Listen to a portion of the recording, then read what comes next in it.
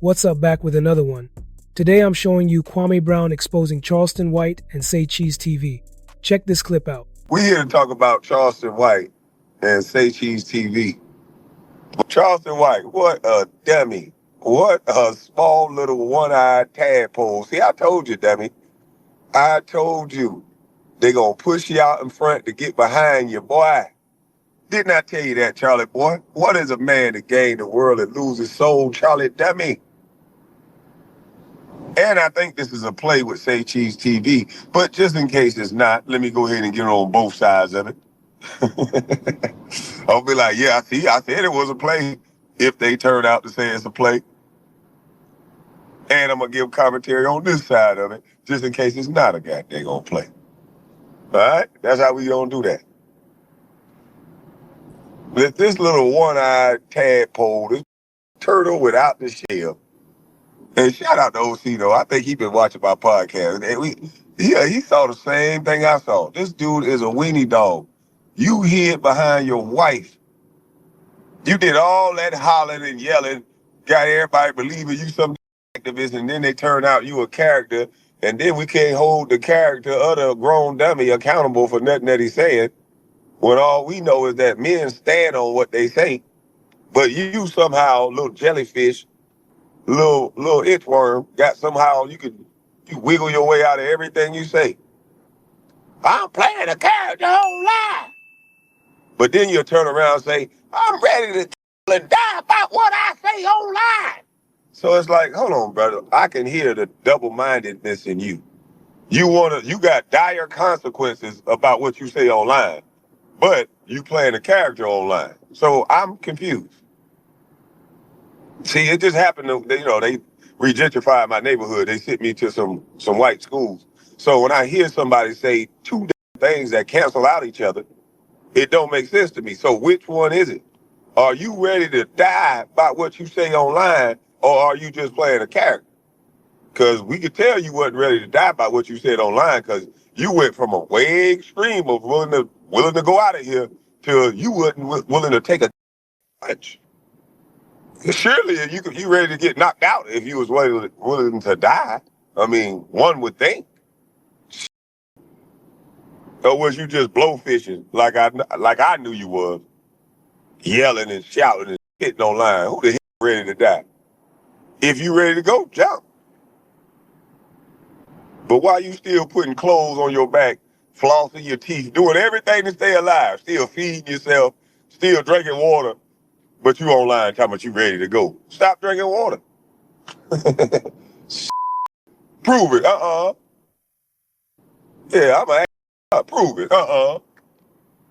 You ain't ready. You lying. Yeah, I was that kid. I didn't antagonize your ass. Nuh-uh.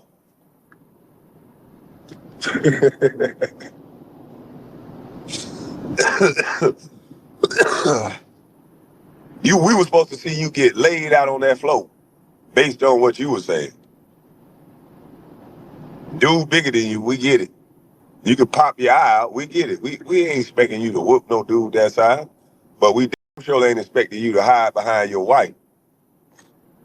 And then your weapon of choice was dumb. You picked a broom up in a place where they got razors. See, I expect, like maybe I'm prejudiced or something, but I know one guy, if you punch one of them Spanish guys in the face while he sleep, he gonna probably jump up and grab a razor.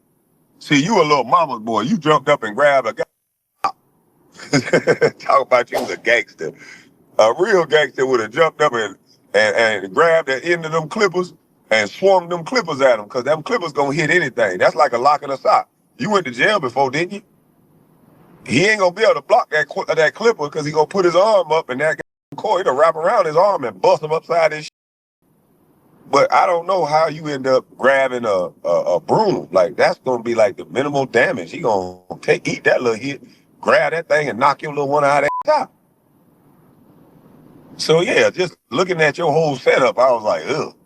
Let me just jump in real quick, because this situation is wild. Kwame Brown claims that Charleston White and Say Cheese fabricated the whole beef to generate drama. It's interesting to hear him call it out as a way to make money off attention rather than anything personal.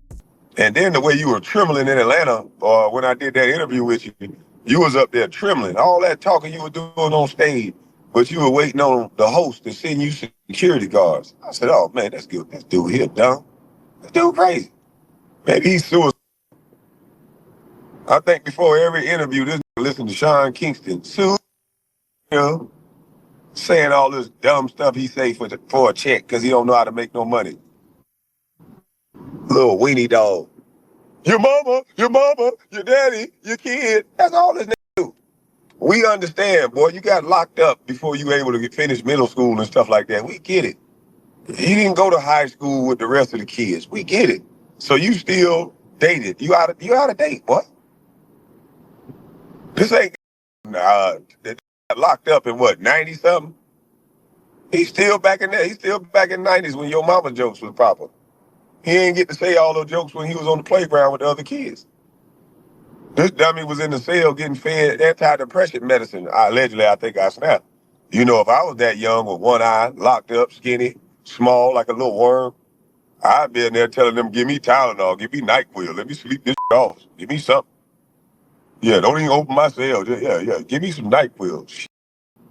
How long I got? Yeah, keep the pill cart coming around. Come on. Yeah, you had every right to be a That's what I think happened to you. Your ass done got hit with too much Thorazine. You ain't up but a little small junkie. You've been a junkie for a long time. You know, dealing with not having an eye. I mean, I'm not picking on that. That is unfortunate. But you don't get to grow up into a grown-ass loser. You don't. You don't. You don't get to grow up to a grown loser where you talking about people cheering. You talking about everything and everybody else under the sun. And then you got the nerve to disrespect Say Cheese TV platform like that. The only reason why people really know you like that is because of Say Cheese. Then you go to the black man, tell him to his face. This is why I kind of thought it was a play. Because he'll get real egregious to make it sound like they really beefing, just so to come back and make more money. But what he said was kind of wild if that hold true. He basically trying to say Sean Cotton is destroying his image. What's up? So what are my thoughts about this? Here's the thing. Situations like this are not new in social media culture, especially when public figures or influencers are involved. The narrative of creating drama to capture attention has been around for years, and Kwame Brown calling out Charleston White and Say Cheese adds another layer to the conversation. According to Kwame, the beef that fans thought was real was actually fabricated, a way to increase views, engagement, and ultimately revenue. When influencers or public figures stage conflict, it can feel personal for fans who follow the story closely, but insiders often know the mechanics behind it. Kwame pointing this out shows how much of the online entertainment ecosystem relies on perception, timing, and spectacle. It also raises questions about authenticity and how audiences can sometimes be manipulated into buying into manufactured tension. At the same time, Charleston White going live and claiming he would no longer do a Say Cheese interview makes it seem like there's real fallout. But according to Kwame, that's all part of the setup to make the narrative more compelling. Make sure to drop a comment, smash that like button, and make sure you subscribe for more videos like this, and I'll see you in the next video.